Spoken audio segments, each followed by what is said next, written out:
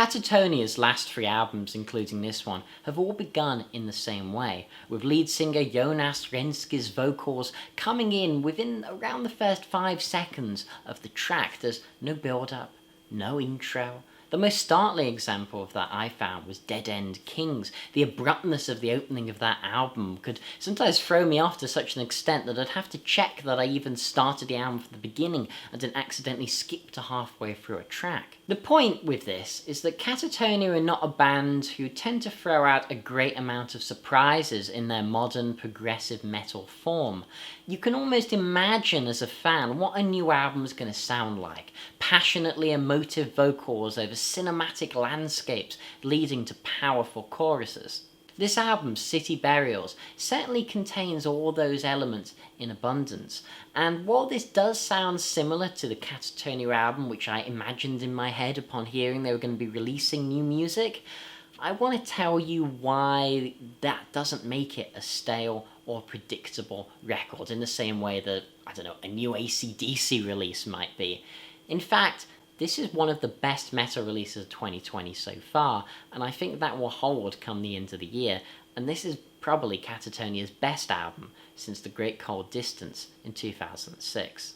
While Katatonia did begin as a death doom band, like the peace-filled trio of Paradise Lost, My Dying Bride and Anathema, they soon abandoned that sound after a couple of albums in favour of more gothic metal, before eventually morphing into a band which is, I guess, more closely aligned with progressive metal than it is with their old doomish ways. Their last album, Fall of Hearts in 2016 in particular, was their most decisively prog statement. It sounded a lot more like modern day Opeth than it did the gothic metal of Last Fair Deal Gone Down.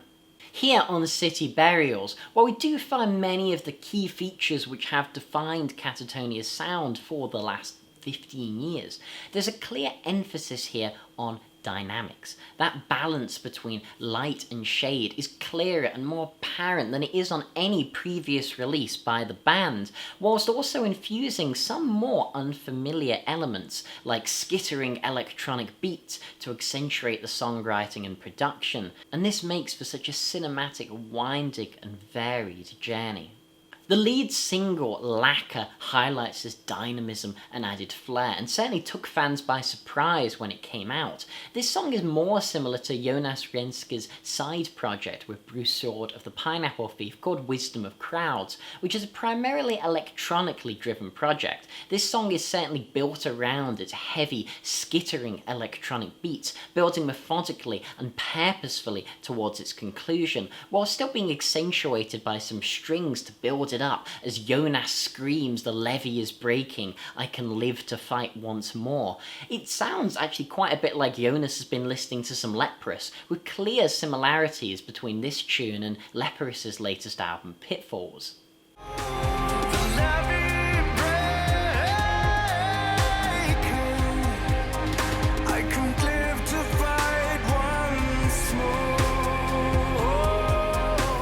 There's another turn into left field like Lacquer on this, and it's Vanishers, which really demonstrates the maturity of the band in composing a softer tune. I found that on the last couple of releases, often Katatonia's softer tunes could be, I guess, fairly described as power ballads with acoustic guitars and piano, big choruses, and some of the tropes of a big metal power ballad. But here on Vanishers, there's just an added sophistication, maturity and depth to the song as they focus on atmosphere and dynamics, the key word of this whole album. Vanishers features Annie Bearhard from this Stockholm-based act full of keys on guest vocals, duetting with Jonas. It's a soft, melancholic song with a rolling drum beat and both voices just complementing each other superbly. It's rich, textured, and a really powerfully emotive song. It's certainly an unexpected moment on the album.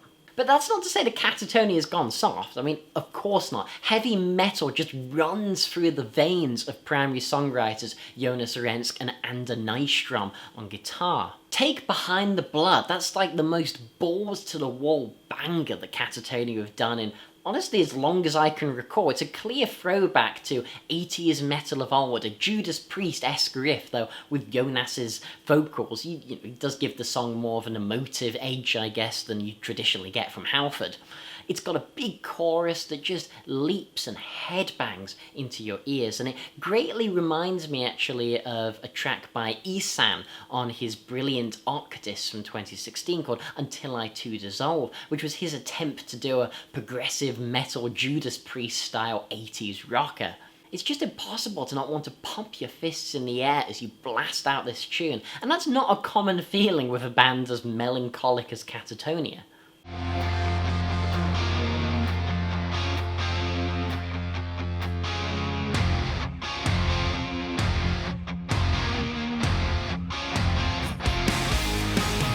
What I love so much about this record is that simultaneously, it sounds like a record that only Katatonia could make. It's clearly them all over, and if you've loved their previous albums, it's impossible not to get swept away with this one.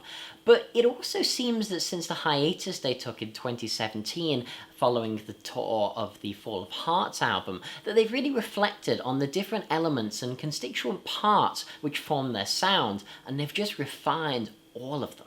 Jonas has said in interviews before that each Katatonia album is a reaction to the previous one, and whilst I feel that is true here to an extent, this album to me is more of a culmination. It's a synthesis, a refinement of every Katatonia release they've put out so far. I do have to admit that with some of their previous releases from the past decade, like Dead End Kings for example, I do find that I can get a little bit fatigued towards the end of one of their albums. There's just something about the way it's produced and written that sometimes makes me a little tired of the same bombastic melancholy.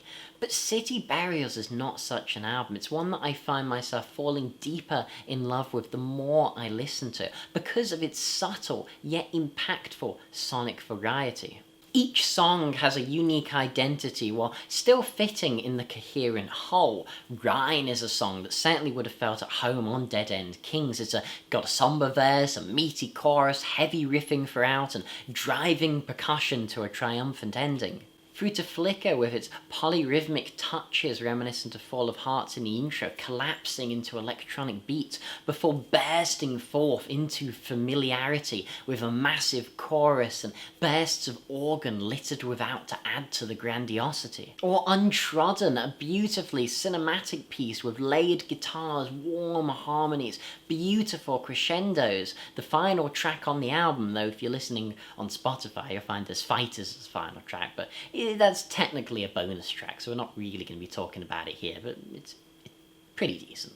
You really wouldn't know that a band that can sound so coherent and tight as a unit here would have a history of such turbulent lineups. I can't remember the last 2 consecutive albums where Katatonia have had the same lineup. The only consistencies are Jonas Rensk and Anders Nystrom. Everyone else just seems to be darting in and out of the band. This album, for example, is the first album featuring guitarist Roger Ojason as a full member of the band, but regardless, it is Jonas Rensk, who did write the majority of the material here, who really stands out with what is a career-defining performance. He's always been a powerhouse vocalist, but here his vocals just excel beyond all they've been able to achieve on previous albums. The softer moments like Lacquer, or the belt-out moments like Behind the Blood, or the control and dynamism in Heart Set to Divide. It is this commanding vocal performance which drives the album, which provides its emotional heartbeat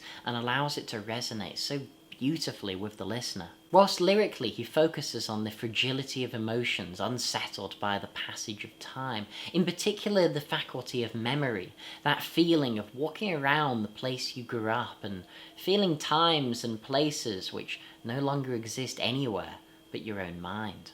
This is just an incredible record, and it is 2020's first album of the year contender for me personally. I racked my brains trying to think of flaws to pick in this album. I could talk about how Lachesis is a little bit on the brief side, it's a short interlude, doesn't quite feel like a fully realised idea, maybe ends a little bit abruptly, or perhaps Neon Epitaph is a little bit too Tool-esque and they've kind of done that thing in previous albums before, but I still find myself enjoying pretty much every moment on this album. This is a 9 out of 10.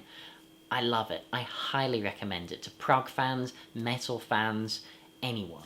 This has been TheAIbumMan. Thanks for watching. Comment, rate, subscribe, click the bell thing, and as usual, long live rock and roll.